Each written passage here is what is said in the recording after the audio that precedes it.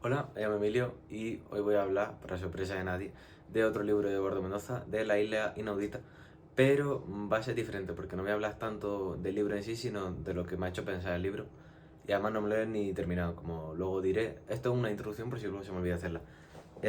Y básicamente, sobre lo que voy a hablar va a ser primero de los pequeños débiles enlaces que he encontrado con otras obras de Eduardo Mendoza, por eso también me ha chocado este libro, porque no se parece mucho a los demás, se parece más bien a uno de Dostoyevsky, pero bueno, eso lo diré luego.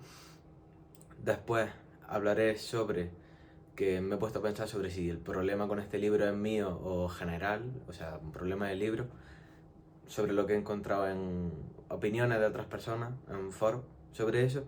Y en último lugar voy a hablar también de El enredo de la bolsa y la vida. O sea, voy a compararlo con ese libro porque me parece que son casos contrarios. O sea, como que en uno de ellos Eduardo Mendoza intenta o consigue hacer lo contrario que en el otro. Este libro tiene muchísimo esfuerzo pero no es tan apreciado. Y El enredo de la bolsa y la vida no quiero decir que sea apreciado porque tampoco es que sea apreciado. O sea, dentro de la saga del detective anónimo es de los más flojos, pero aún así la gente lo ha leído más. O sea que es más fácil de hacer, más fácil de vender y de entretener con ese libro.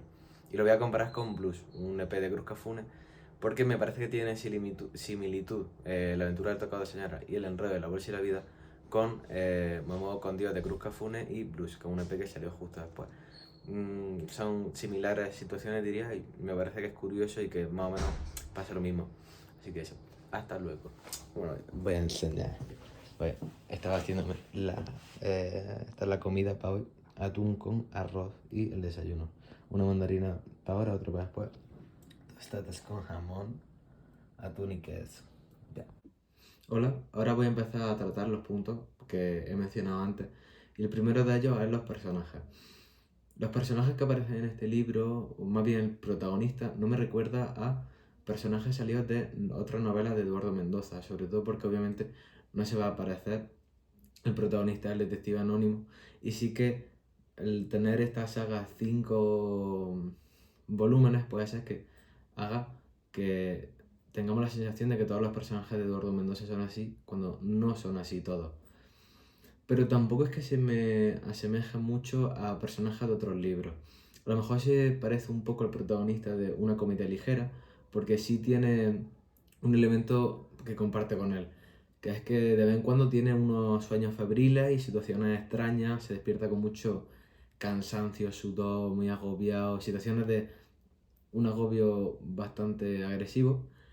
Pero eso, más que recordarme a personajes de Eduardo Mendoza, me recuerda a personajes de Dostoyevsky, como he dicho antes.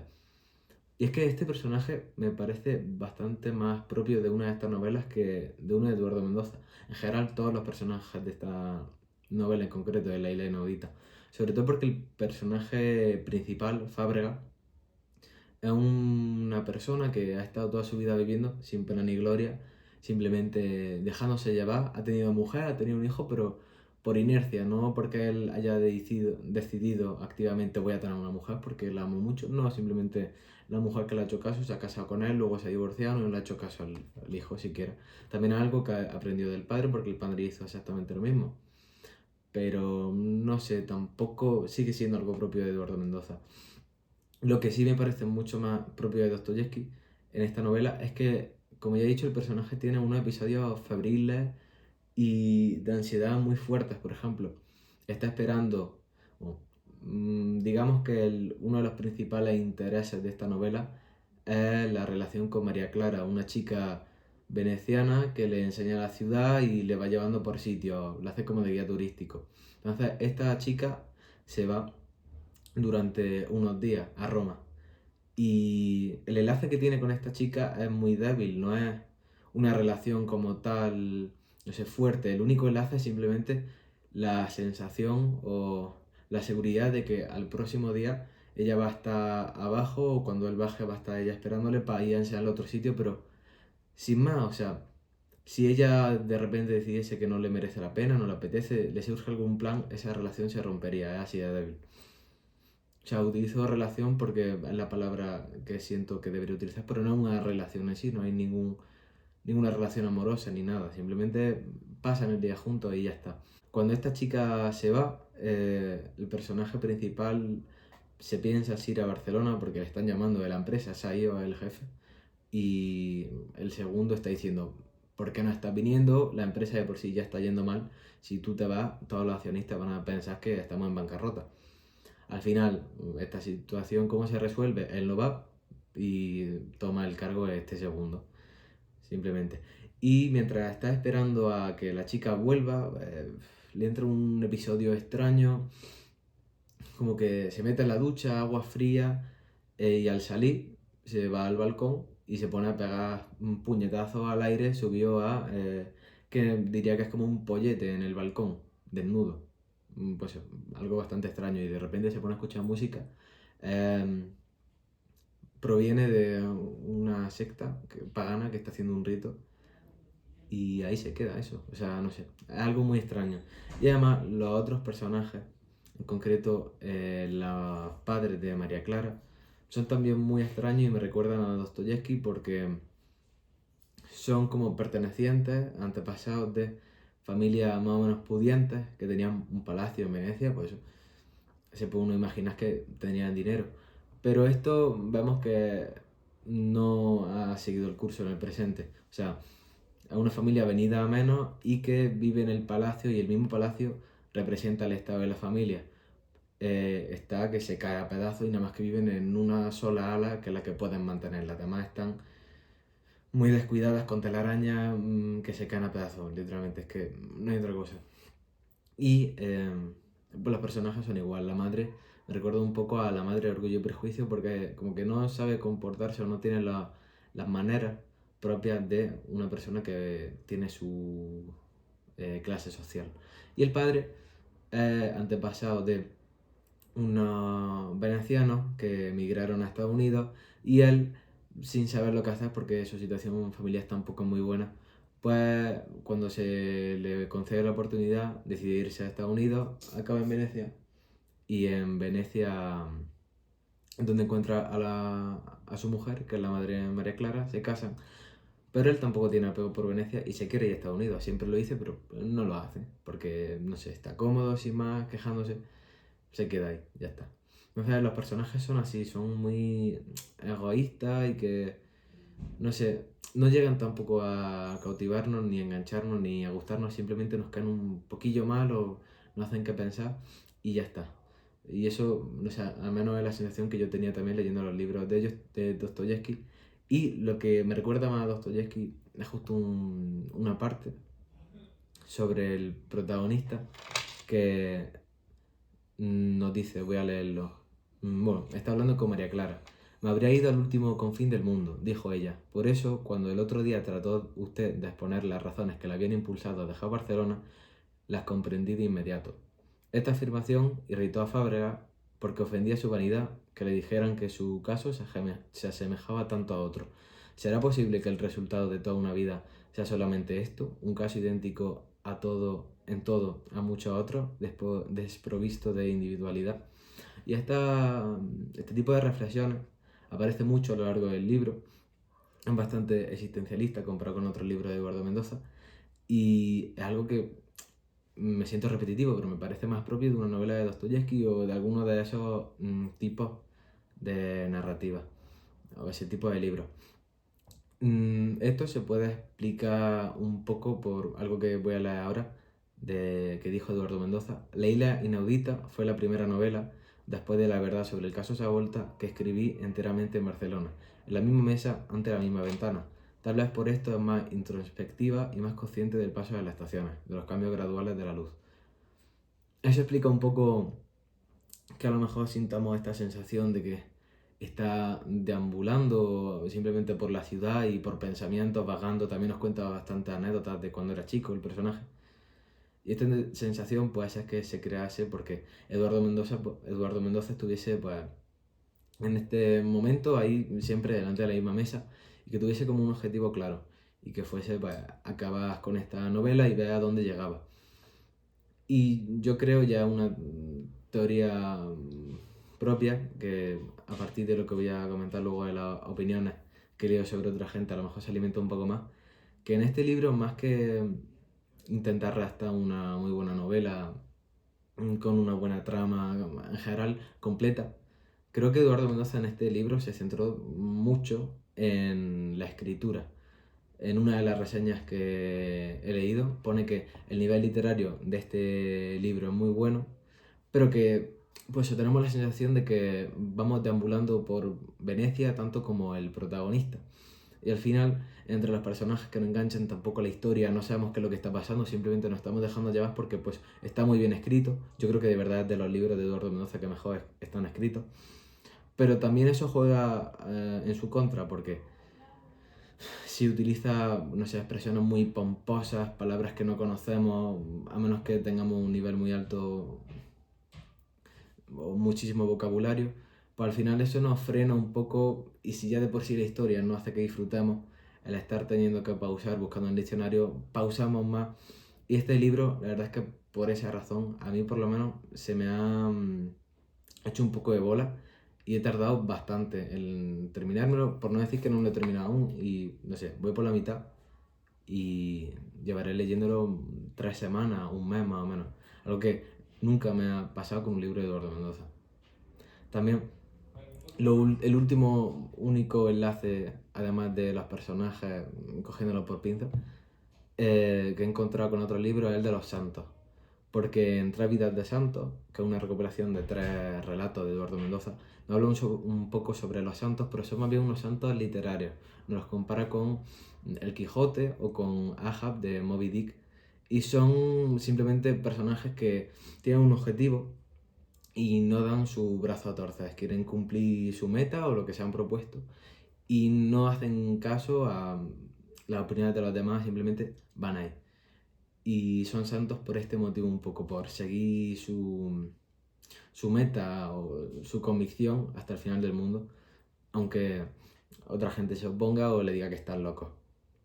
Y no creo que sea esto lo que intenta Eduardo Mendoza con la novela, más bien son elementos de la iglesia, pues por ejemplo que va con María Clara y esta le explica ciertas cosas o que van a un convento abandonado en una isla y se pone a contarle una historia de San Francisco con unos pájaros y también que va a la playa en cierto momento y ve como a un grupo de personas mayores con un sacerdote que se ve claramente que están haciendo como un rito o algo, alguna conmemoración típica de una vez al año a una virgen o a lo que sea. Y luego, cuando vuelve en ferry a su hotel, casualmente está la misma gente y se pone a hablar con el sacerdote y el sacerdote le dice que no sea tan escéptico como el personaje, que si alguien se lee el libro pues lo verá que es bastante escéptico. Y no sé, es como intentando abrirle un poco la visión y que acepte que puedan existir los milagros y cosas así, o que por lo menos la gente crea en ellos y no sé, se sientan bien recordándose en la religión. Me deja un poco llevar, pero quiero volver a la pregunta que me he estado haciendo desde que empecé el libro. Y así, el problema era mío de estar costándome tanto leer y seguir, porque nada más que leo pues, un capítulo al día, dos como mucho, porque me cuesta. O sea, no me apetece, no me deja con intriga ni con ganas, no me engancha. No consigo conectar con el libro y me preguntaba si el problema era mío o del libro en sí. Entonces, pues me puse a buscar allá por la mañana en foros simplemente la opinión de la gente. Gente normal, o sea, no me apetecía tampoco saber lo que pensaban catedráticos ni gente que supiese mucho del libro. Gente normal porque al fin y al cabo eso es lo que soy yo no sé demasiado y un libro, por muy bueno que sea, tiene que saber conectar y llegar a la gente de a pie porque es la mayoría, es la gente que va a leerlo, va a comprarlo en una librería. Y si no consigue tampoco que le guste, a lo mejor el problema no es mío y es que en general no ha gustado el libro. Entonces, podría decir que mi teoría más o menos estaba acertada porque voy a leer algunos comentarios. A mí, que soy un amante de Venecia, esta novela me pareció asfixiante y angustiosa, sumergida en una atmósfera que para nada es la que desprende la ciudad. Una de las obras de Eduardo Mendoza que menos me ha gustado. Esto yo qué sé. Es verdad que si uno de repente le dicen esta novela está ambientada en Venecia, se va a esperar que hable del amor y, no sé, exponga los encantos de la ciudad. Y sí que lo hace desde un punto de vista diferente, pero por eso también se me asemeja un poco a Dostoyevsky. Las novelas que yo he leído de Dostoyevsky, nada más que dice lo malo de la ciudad. Y aquí, por ejemplo, Eduardo Mendoza, o más bien Fábrega, se centra en que hace muchísimo calor, está lleno de turistas apestosos, mochileros, que lo llenan todo y no dejan que veamos nada en paz, y encima algunos días hace muy mal tiempo, cosas así. En ningún momento diría habla bien de Venecia, en todo caso habla sin más. No hice nada bueno. Esa es la conclusión en cuanto a esto. Otro comentario es: Mendoza se pone trascendente y la pifia, sucesión de relatos sin una intención clara en un ambiente que no termina de hacerse vivo.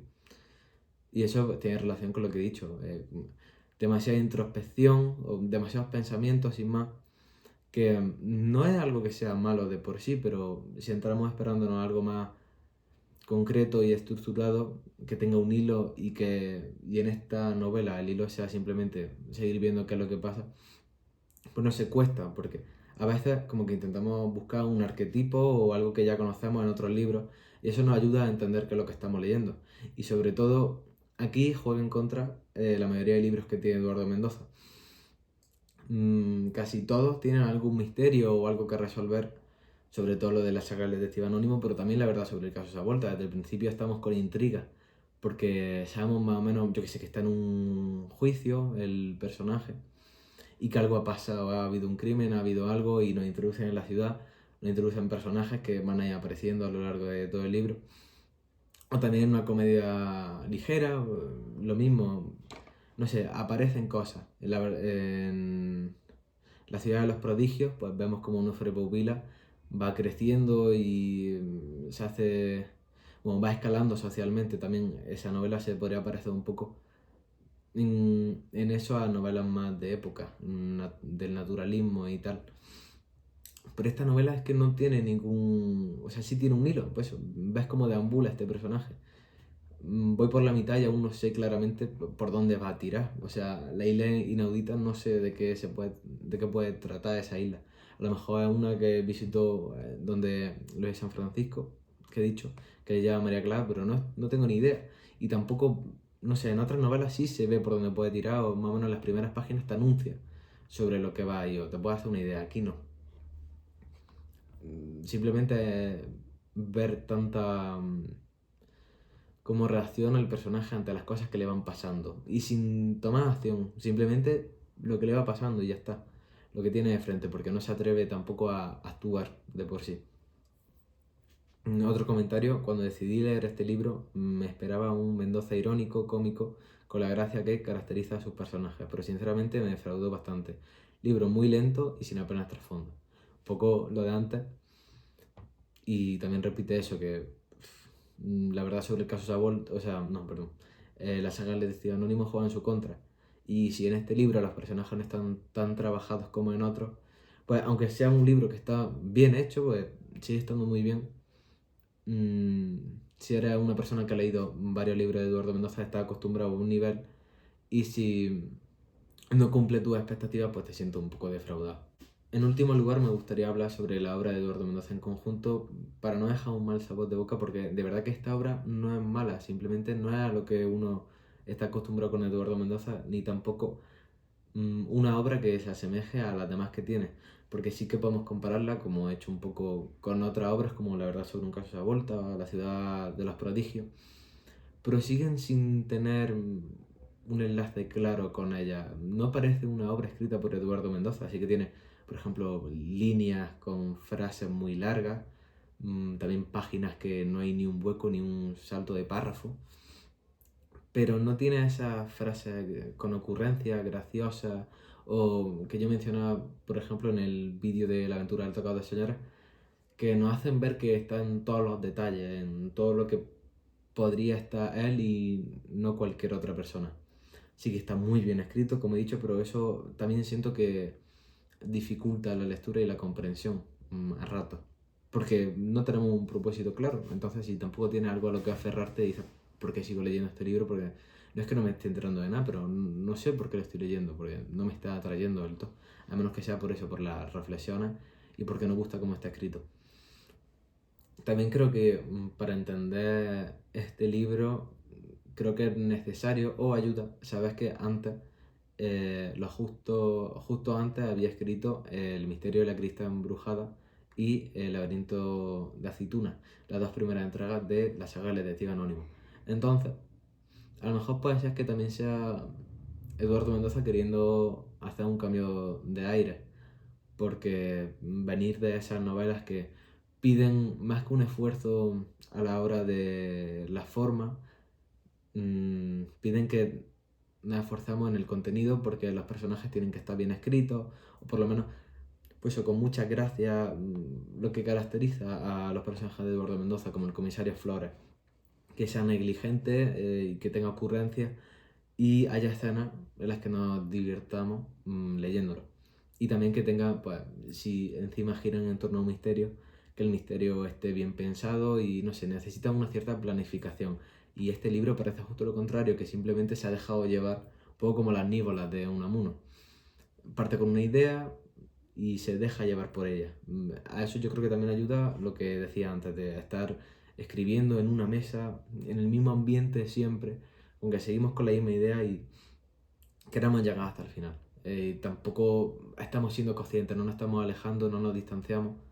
Simplemente estamos enfocados y hasta que no terminamos no nos damos cuenta del todo de lo que estamos haciendo.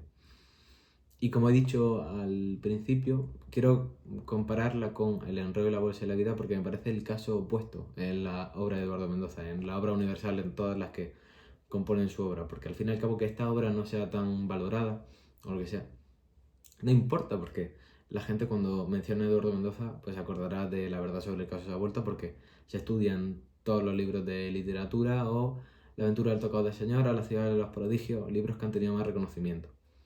O también Sin noticias de Gurú. En este caso, por ejemplo, Sin noticias de Gurú, pues libros que son graciosos, no cuestan mucho, hasta se lo puede leer un niño, un adolescente, y entretiene. Y el enredo de La bolsa y la vida, un poco ese caso. Pero lo comparo con justo este en concreto porque dentro de los libros de la saga El detective anónimo, es un libro que tampoco tiene mucho éxito, porque no está tan bien planificado como La aventura del tocado de señora o El misterio de la crista embrujada. Es un libro en el que parece que simplemente el personaje principal viene y va y también manda pues a sus amigos en ese libro, a la niña, a las personas que trabajan en la calle haciendo estatuas estáticas. Los manda para que recopilen información, vuelve, se presenta también la familia de los chinos, pero bueno, no tiene demasiada gracia ni los personajes tienen tanto trasfondo, también tiene un poco de nostalgia a veces. Por ejemplo, personajes como el comisario Flores están muy bien escritos, están muy bien hechos y no vemos eso tanto en el enredo de la bolsa y la vida, pero sí es un libro fácil de hacer y fácil de vender, porque en un extracto de algo que dijo Eduardo Mendoza que tengo aquí, bueno, más bien he reproducido de algo que dijo Eduardo Mendoza. Tan evidente es que leyendo el libro, refiriéndose al enredo de la bolsa y la vida, he recordado varias veces unas declaraciones suyas con motivo de la publicación de esta novela, diciendo, con la honestidad que le caracteriza, que este tipo de escritura es muy agradecida porque le cuesta poco trabajo y se vende mucho. Por primera vez me he creído que le había costado poco y hasta me he planteado las razones por las que Mendoza ha escrito esta novela, que, desde luego, poco tendrán con ver con las que confesó que le llevaron a escribir El misterio de la crista embrujada. Seguramente el rollo de la bolsa y la vida lo escribió un poco como la isla inaudita o la sensación que me da, porque le apetecía escribir algo sin más. Y en este caso, justo lo contrario. La isla inaudita a lo mejor sí se quería demostrar algo a sí mismo, que podía escribir muy bien o simplemente retarse o explotar su potencial. Y en el enredo de la bolsa de la vida simplemente quería escribir un libro porque le apetecía y punto. Y pues, bueno, pues si ya de por sí se llama entretiene, que es el objetivo que tiene, pues mucho mejor. Entonces, me gustaría compararlo, o no sé, se me ha hecho un poco clara la relación con Me muevo con Dios de Cruz Cafune, que es un álbum que hizo que está muy bien, a todo el mundo le encantó, y era como un sonido nuevo, fresco, y que está bien hecho, bien planteado, y eso yo podría decir que es la aventura del tocado de señora, Y justo después, lo siguiente que sacó fue Blues, un EP que básicamente reproducía el mismo sonido y la gente que era fan de verdad de o sea, fan de verdad de Cruz Cafune, no apreció mucho porque simplemente le parecía que era lo fácil, el movimiento fácil a hacer para que la gente siguiese reproduciendo sus canciones y pues también darle tiempo hasta que pensase otra cosa, otra mejor idea, otro álbum nuevo, o quisiera dar un cambio de imagen, un cambio de aire, un cambio de sonido. Y el enredo de la bolsa y la vida me parece un poco lo mismo, un libro hecho un poco por hacer porque le apetece, por seguir ejerciendo de escritor y ya está. Entonces, no sé, tampoco quiero decir que sea algo malo, simplemente me parece que hay que entender la intención con la que se hace un libro, aunque obviamente la mayoría de veces no sepamos con qué intención ha hecho un escritor un libro, y que tampoco hay que ser tan serio, simplemente yo que sé, si te lo lees y te ha entretenido, eso es suficiente, no todo tiene que ser una obra maestra ni tener muchísima intención, y si tú quieres de verdad que sea así, pues te pones a leer esos libros y ya está. No sé, simplemente me apetecía hablar sobre La Isla Inaudita porque llevo bastante tiempo con este libro y no sé, me llegó ayer ese momento de lucidez de decir, pero ¿el problema es mío o es del libro? Y no sé, me apetecía compartirlo sin más. Porque, no sé, es curioso, nunca me había encontrado esto en una novela de Eduardo Mendoza que me costase. O que, no sé, este lenguaje es que de verdad me parece algo extraño dentro de su obra. Y ya está. Creo que no tengo nada más que decir. Espero que si alguien ha llegado hasta aquí le haya gustado el vídeo. Si quiere comentar algo, pues yo encantado de leerlo y de responder. Y ya está. Si os apetece que haga un vídeo sobre algún otro libro o lo que sea, lo mismo digo, encantado. Y ya está. Hasta luego.